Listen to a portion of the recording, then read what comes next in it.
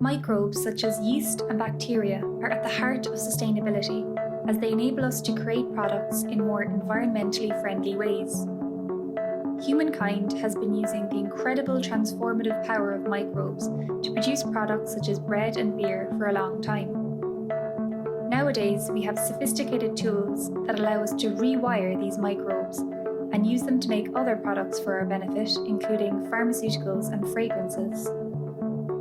Despite their microscopic size, cells are extremely complex. Therefore, we need computer models to act like a map and pinpoint the locations in the cell for changes to be made in order to obtain these desired products. As part of EU-funded project CHASSY, PhD student Ivan Deminsheim from Chalmers University of Technology in Sweden has combined his skills in software development and chemical engineering to create specialized yeast cell computer models.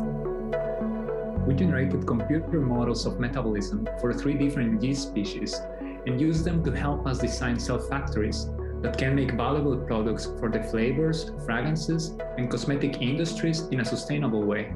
This is a computer model of a living yeast cell. What we have in the screen is a graphical representation of its metabolism.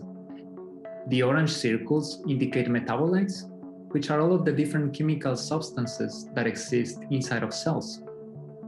The arrows indicate biochemical reactions, which are all of the chemical transformations that are needed for a cell to survive or proliferate. With these models, we can understand the behavior of cells in a quantitative way.